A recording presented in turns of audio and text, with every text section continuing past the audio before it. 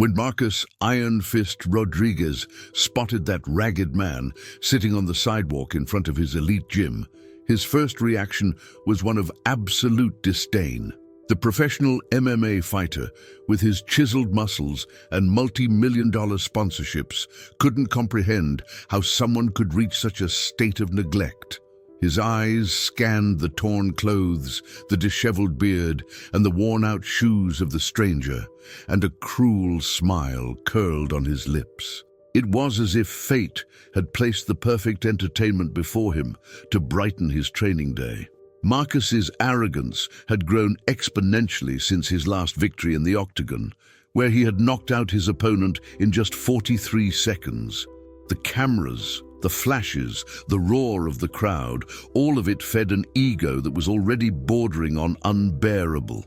His training partners often complained about his overbearing attitude, but Marcus ignored any criticism. After all, he was invincible, or at least that's what he fervently believed, as he stared at the man who seemed to have completely given up on life. The homeless veteran, whose name Marcus didn't even bother to learn at that moment, remained still like a stone statue, his eyes fixed on the distant horizon. There was something in that gaze that should have served as a warning, a silent intensity that spoke of experiences Marcus could never imagine. But the fighter was too blinded by his own sense of superiority to notice the signs. In his narrow mind, he saw only an opportunity for amusement at the expense of someone he deemed inferior. What Marcus didn't know was that he was about to learn a lesson that would forever change his perspective on strength, honor, and respect. That seemingly random encounter was no coincidence. It was the beginning of a journey that would reveal shocking truths about both men. Fate had orchestrated this moment with surgical precision, and the consequences would be more devastating than any knockout Marcus had ever delivered or endured in his career. The story of that fateful encounter began 3 days earlier, when Marcus stepped out of his yellow Lamborghini in broad daylight. The veteran was there in the same spot, as if he were part of the urban landscape everyone systematically ignored. Marcus had passed by him dozens of times, but that day something changed. Perhaps it was boredom, perhaps a need to feel superior, but for the first time, he truly noticed the silent man. What started as morbid curiosity quickly turned into a dangerous obsession with proving his physical dominance.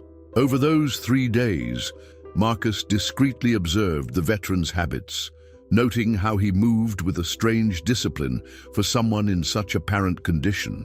There was something in the man's posture that deeply unsettled the fighter, a quiet dignity that stood in brutal contrast to his precarious situation. The veteran never begged, never approached passers-by. He simply existed there like a silent guardian of secrets no one cared to uncover. That mysterious indifference irritated Marcus more than he could admit to himself. On the morning of the 3rd day, when Marcus stepped out of his car with renewed confidence after an especially intense training session, he finally decided to break the silence. He approached the veteran with calculated steps, like a predator closing in on his prey, completely unaware that he might be walking straight into a deadly trap. His muscles still throbbed from training, his adrenaline was peaking, and his arrogance had reached stratospheric levels, the perfect recipe for a catastrophic misjudgment. The veteran slowly raised his eyes as Marcus came closer, and for a brief moment, something passed between them, a primal recognition that transcended words. It was as if two opposing forces were meeting for the first time, each silently assessing the other's destructive potential. Marcus misread that moment as submission, when in truth he was witnessing something far more dangerous, the calm before the storm that would change his life forever. "Hey man, looks like you've seen better days," Marcus said with a condescending smile, his words laced with a false sympathy that barely concealed his genuine contempt. The veteran remained silent, his eyes now locked directly onto Marcus's, creating a palpable tension that the fighter misread as successful intimidation. Marcus's confidence swelled with what he saw as a display of dominance, and he decided to raise the stakes of his cruel amusement. It was the perfect moment for his seemingly innocent proposal, one that would change everything. "Look, I'm a professional fighter, and I was thinking, how about you come to my gym this afternoon for a friendly sparring session?" Marcus continued, his voice dripping with fake generosity, while his eyes gleamed with barely contained malice. He pictured the reaction of his training partners when they saw him playing with that broken-down man, a public humiliation that would be not only entertaining but also a clear display of his physical and social superiority. The veteran remained as still as a sphinx, processing the offer with a calmness that should have warned Marcus of the imminent danger. For long seconds that felt like an eternity. Silence stretched between them like an invisible tug-of-war, each man sizing the other up with differing intensities, but equal danger.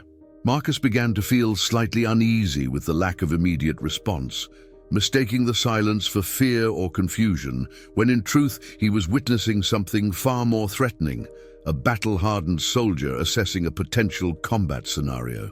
The tension in the air was so thick it could have been cut with a knife, but Marcus was too blinded by arrogance to recognize the warning signs. Finally, the veteran spoke, his voice hoarse but surprisingly steady. "What time?" Two simple words that sealed the fate of both men in ways neither of them could foresee at that crucial moment. Marcus felt a rush of euphoria at the acceptance, interpreting it as the promise of an easy victory, while the veteran was already mentally preparing for something far beyond anything Marcus understood about real combat. When Marcus gave the veteran the address of his elite gym, he couldn't contain the malicious satisfaction swelling in his chest like a poisonous tumor. 5 o'clock sharp.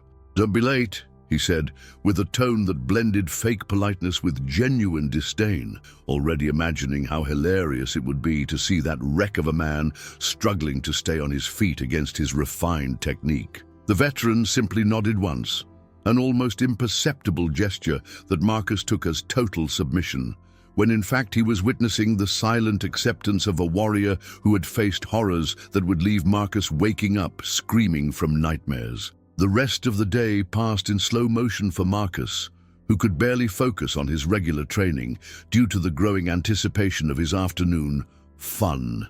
He told a few of his training partners about the entertainment he had arranged, describing the veteran in demeaning terms that revealed the rot in his character, completely unaware that he was about to become the main character in his own public humiliation. His teammates laughed nervously, some clearly uncomfortable with the obvious cruelty of the situation, but none had the courage to directly confront the gym's star about his total lack of basic humanity.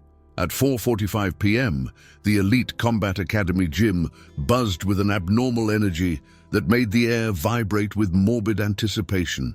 Marcus had spread the word about his special entertainment to practically everyone at the gym, turning what was supposed to be a private training session into a cruel spectacle that attracted an audience hungry for someone else's humiliation.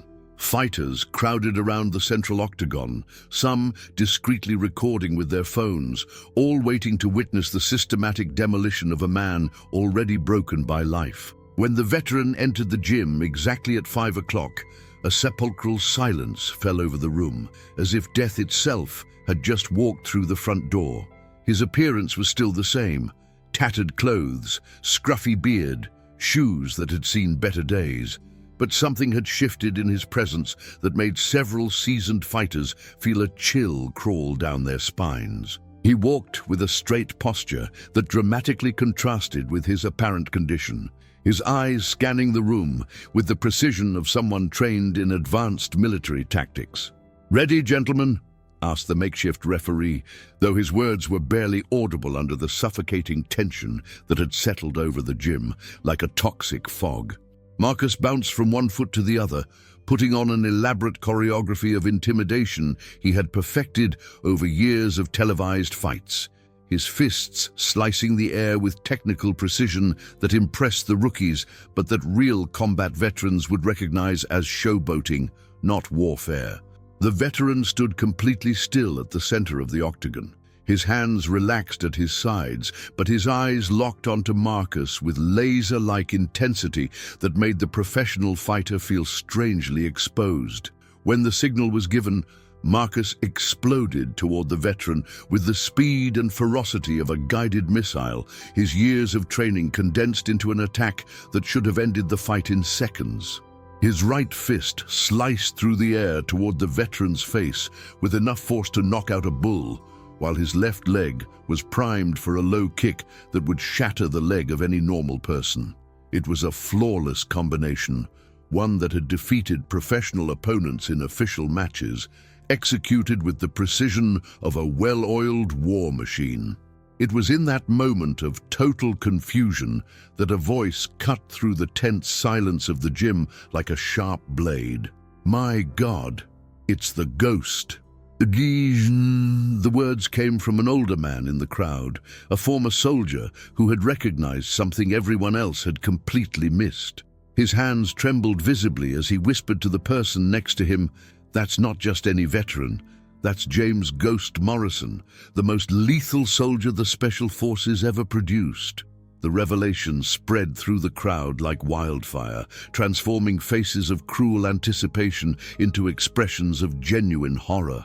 The veteran, now identified as Ghost Morrison, did not react to the recognition, but something fundamental shifted in his posture that made Marcus feel as if the ground had vanished beneath his feet. For 15 years, Ghost had been presumed dead after a classified mission went horribly wrong, leaving him with both physical and psychological wounds that had turned him into the broken man Marcus had found on the street. But now, faced with imminent threat, decades of lethal military training surged back from his fragmented psyche like a long-dormant volcano finally finding a reason to erupt again.